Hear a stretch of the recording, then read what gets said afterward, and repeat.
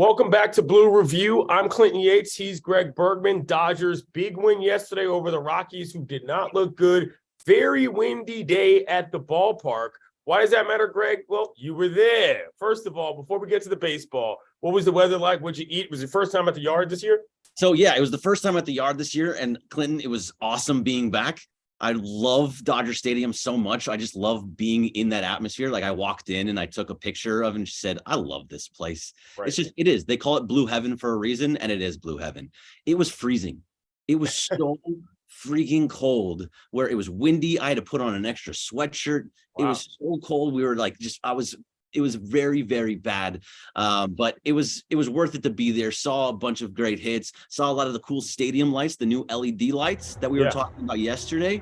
Right. So when Jason Hayward and Chris Taylor hit home runs, they go dark and they start flashing these LED lights. It's cool. Oh. It's a better atmosphere that way. Okay.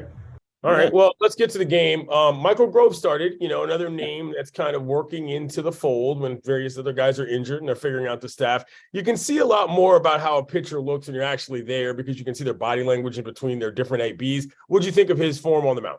So I thought he was really good, actually, especially for the first 4 innings. He only gave up 1 hit, and it was a little dinker hit that very well could have been an out. But right. It was nothing. That was only in the first inning. So really, it was a very good outing until the 5th inning when it just kind of started to fall apart and he had to be pulled out, and the Rockies put up 4 runs, and it took the lead. But what I liked about him was that he was poised, he was controlled, he was keeping his pitch count down. Everything was looking really good until the little bit of that blow up inning. I liked what I saw out of him. So it was nice to see a guy that was going to come in and, for his first start this year, kind of show that he can be there. Chris Taylor got off the schneid. You mentioned that. Jay Hayward also gave you a little bit of an idea of what we were going to see. Has to be pretty good to see Taylor finally get a knock. Yeah, I mean, well, we talked about this last week where on the last 2 games of spring training against the Angels, he had home runs in those last 2 games. Actually, it was Sunday and Monday. But either way, he was starting to see the ball a little bit better. And now he had a bad game on Sunday where he was 0 for 4, 3 strikeouts. But yesterday he started to actually hit the ball, had that big knock in the 2nd or 3rd inning. I forget which one. And it really does show that, okay, he can start being that. Which I liked about, though, was he was in the 9th spot, which is typically you would kind of put either your worst batter, right, Clinton, or you kind of put somebody that's the table setter for the next inning. Sure, a double leadoff kind of situation, yeah. Right, so it can kind of go both ways, and that's something that I feel like the Dodgers do is they do that double leadoff situation. So I kind of liked seeing Taylor at the end of the lineup there because he had been struggling, and also he can be a table setter at the same time. Hayward made a couple grabs out and right. Again, windy day, veteran guy.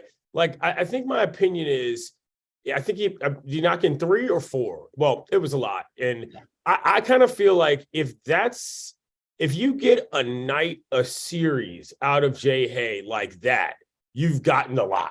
Not to knock his ceiling or whatever, but depending on how they arrange their outfielders and, what they do for the various platoon situations we've discussed, that was a good night for him.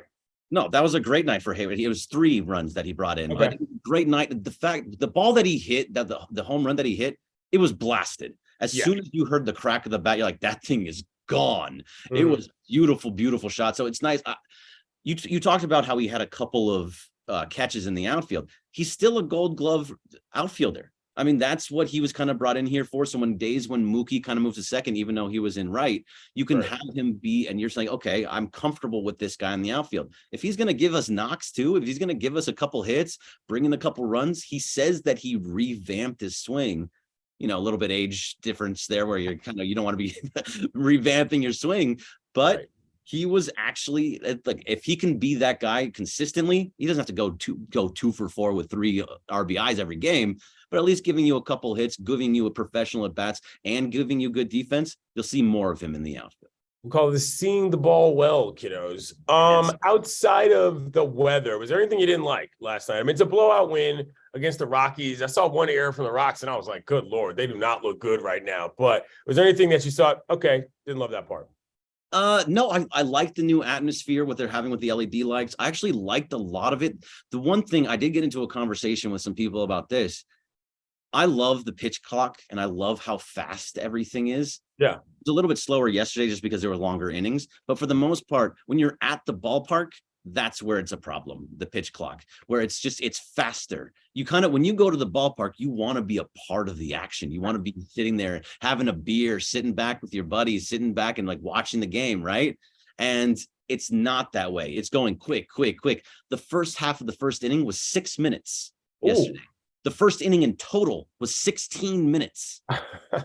Like if that, okay, yeah. If it flies through, you're not getting the ballpark experience. And that would be the only thing I wouldn't have liked. I mean, I guess if you're driving all the way out to Chavez Ravine, waiting into all that traffic to get a game blown through, I can understand. But, you know, we've talked on the station before about how some people are innings 1 through 4 people. Some people are innings through 8 people. Some people are innings 6 through 9 or whatever it may be. I think that calculus kind of changes when the game's 2.5 hours. You might really actually miss something if you don't show up by first pitch.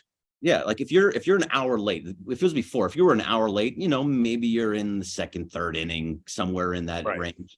If you miss an hour now, it's 6th. Like you're already, the game's halfway done at that point. Right. That is wild. Which does take away a little bit of the atmosphere of the stadium, but for the most part, I still love the pitch clock. I think it's great having. I think it's clutch too. Yeah. All right. Last thing, if you guys didn't see this, please go look it up. What is the name of the Brewers Park? It's like American Family Field or some, whatever it's called. I don't know. Sure, whatever. That's ironic because what went down on opening day, not just the flyover on the closed roof, that was not even the main event of weirdness. I don't know why we talked about the Brewers twice in 2 days, but it's very odd for them. There's a video going around of a dude relieving himself just openly in the concourse. Like I have never really seen anything like that in my life. Like, he's got a lot to unload from the tank, bro. Like, you know what I'm saying? Like, this guy really did drink that much beer.